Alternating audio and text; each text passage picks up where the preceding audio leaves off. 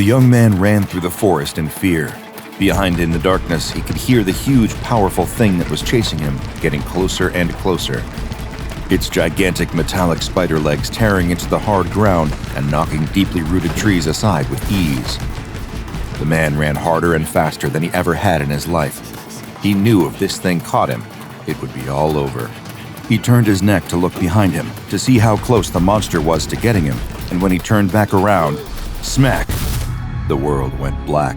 He had run headfirst into a low branch, knocking him out instantly. The man slowly opened his eyes. Where was he? He was lying on the forest floor, but where was the monster? He turned his head and looked left, and then right. Nothing. Still lying on the ground, he craned his neck and looked up to see... It was the monster, Choo Choo Charles, and he was looming right over. The young man covered his eyes and screamed. This was it. This was the end of his life. He screamed and screamed and screamed, but nothing happened. He slowly opened his eyes and peeked through his fingers. The monster wasn't attacking, he was just staring at him. You can stop screaming now. The man finally stopped screaming. Was Charles going to eat him, or just look at him? I'm not going to eat you. There was his answer. The man slowly stood up to look at the gigantic half-train, half-spider hybrid monster that was standing before him. I'm not going to hurt you at all. In fact, I need your help. Now the man was really confused. What help could he possibly provide to Choo Choo Charles? Was this some kind of a trick? Or a prank before he killed him? The man began to calm down. After all, if Choo Choo Charles had wanted him dead, he easily could have done it by now. The man asked what Choo Choo Charles wanted from him.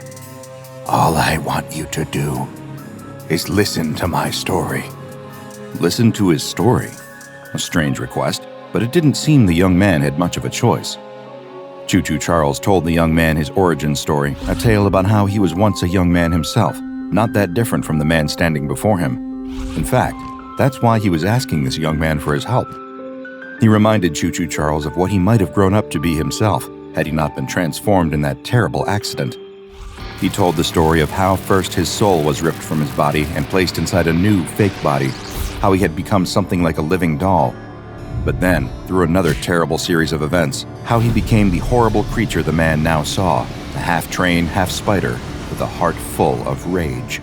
As the man listened, he actually felt bad for Choo Choo Charles. He had no idea about the pain he had suffered. The way he described how his mind was torn out of his body and transferred by a machine into a new one sounded awful. Charles told him the way it was indescribable, like the worst pain you've ever encountered multiplied by 1,000,000, spreading across your whole body, until then suddenly your consciousness was cut off, compressed, and squeezed into a wire, before being compressed and slammed into a new body. It was as if he had died 100 times, only to wake up in a new, horrendous form, an eternal prison for his mind. That was how he had become the monster that now lurked this island, but he was about to discover another terrible change that had happened to him.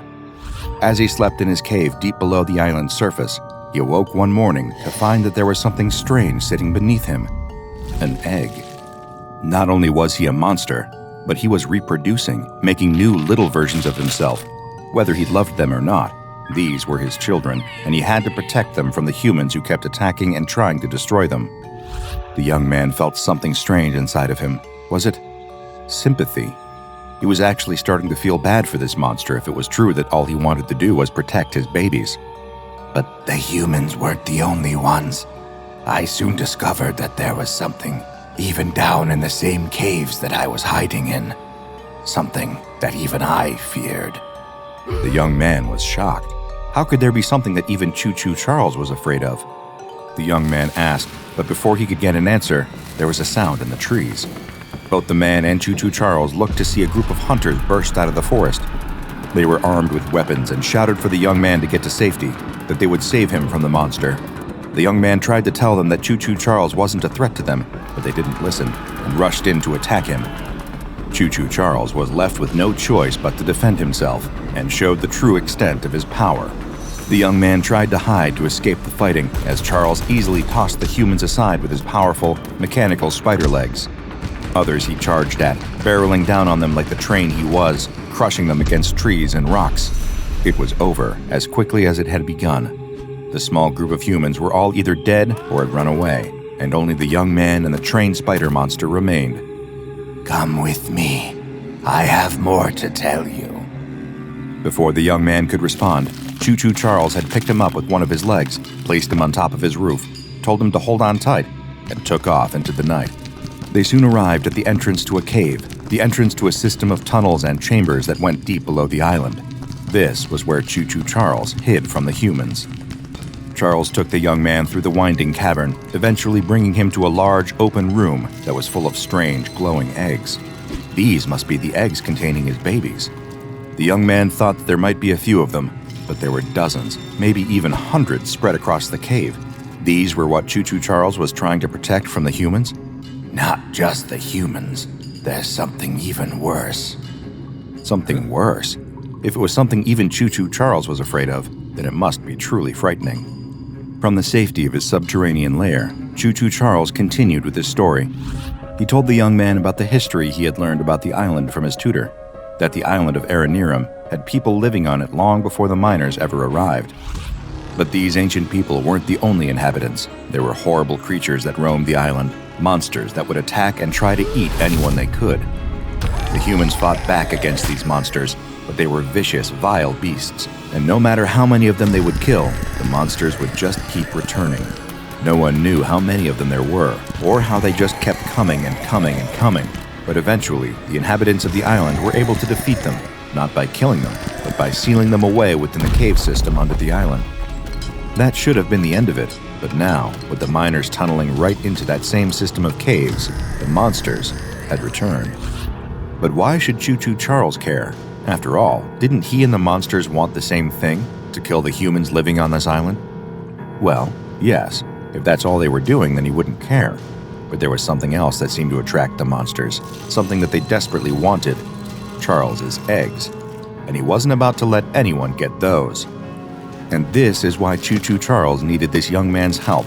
He could tell that there was something special about him, something that would let him see Choo Choo Charles' side of the story, that all he really wanted to do was protect his eggs, protect his children, protect his family. He needed the young man to explain that to the other humans on the island, and to get them to work together with him to destroy the monsters once and for all. The young man looked around the cave full of eggs, imagining each one containing a little baby version of the spider train.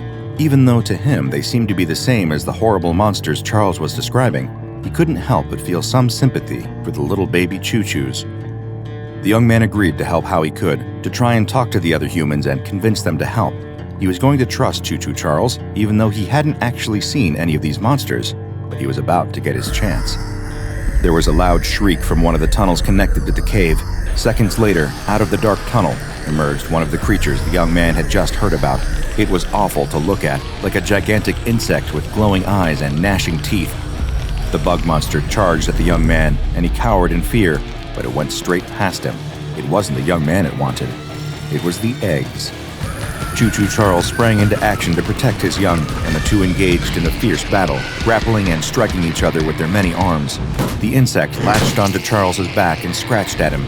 Unable to reach him, Charles did the only thing he could and leapt into the air, flipping over and landing on his own back, crushing the monster under his weight.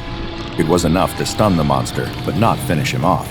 Charles saw that this was his chance to flee, though, and started to quickly gather up as many eggs as he could carry, before grabbing the young man as well and rushing out of the cave. The strange pair made their way through the tunnels, and the shriek that came behind them told them that it wouldn't be long before the bug monster would be right behind them. But they had bigger problems, when Charles rounded a corner and nearly ran right into a group of humans. They were archivists, the kind that were often sent to the island on behalf of the mining company to try and destroy Choo Choo Charles, just like the young man had been. The humans immediately began attacking the train monster they had been hunting. Charles tried his best to block their attacks without fighting back, but the humans were relentless. He'd have to defend himself. But then, they spotted the young man.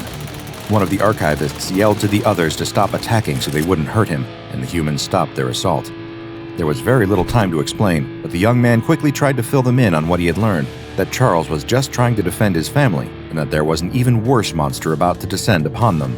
The group of archivists were split over what they had just been told. Some thought the young man was under Choo Choo Charles's control in some way. Perhaps he had the power to control minds. while others simply thought he was lying or had gone nuts down here in the cave. But then they heard the ear-splittingly loud squeal from deeper in the caves. That's it. They decided to trust this strange story and work together to defeat the monster. It was a good thing they made their decision so quickly, since only seconds later, the bug monster appeared again. It went straight for Charles, but then the Archivists joined the fight. The bug monster fought even more fiercely than it had the first time, attacking and spraying toxic venom at Charles and the Archivists. Some of the toxin landed on one of the eggs, and the young man tried to wipe it away, but it burned his hands. He watched as the egg began to shake, and a small crack formed on it. A tiny version of Choo Choo Charles then emerged. Even though it was just a few seconds old, it seemed to know just what to do and immediately ran in to join the fight against the monster as well. The bug fought like a demon, killing several of the Archivists and causing serious damage to Choo Choo Charles. It looked like it might be on the verge of victory, when suddenly, more of the eggs began to hatch. Even more baby Choo Choo Charles crawled out of their shells, and soon all of the baby spider trains had entered the fray. With so many of the small spiders now crawling all over it, the giant insectoid finally started to slow, and seeing a chance to land the killing blow, Choo Choo Charles rushed forward and finished it off. The bug monster fell to the ground. It was now dead, but so too were many of the Archivists. Despite what the young man had told them, they were convinced that none of this would have happened if not for Choo Choo Charles, that he had led the monster here somehow or was working with him. The young man tried to stop them, telling them that he only wanted to defend his babies, but they decided it was too dangerous to let any of the spider trains leave the cave alive. The Archivists attacked, and now Charles really did have no choice but to fight back. He swung one of his massive spider legs towards an Archivist, but in the carnage, didn't realize that the young man had placed himself between Choo Choo Charles and the human in an attempt to get them to stop fighting. Charles struck the young man, sending him hard into the cave wall. The young man hit the wall head first and limply collapsed onto the floor. Choo Choo Charles howled in anger. The only human who had ever given him a chance and tried to help him was now dead, and it was all these humans' fault. Charles attacked again with twice as much fervor. He was winning the battle and had taken out several of the Archivists, but then he saw one of his children cornered by an Archivist. He could win this fight, but he had to protect his babies. Charles broke away from the fighting and gathered up all of his newly hatched children. He placed them on his back and retreated, running off back to the dark maze of caverns. The human Archivists checked on their fallen colleagues. All of them were dead, except for one. The young man. He was still alive. They cursed the monster that had done this to him, but with final breaths, the young man told them, No, he's only trying to protect his family. Choo Choo Charles is not a monster.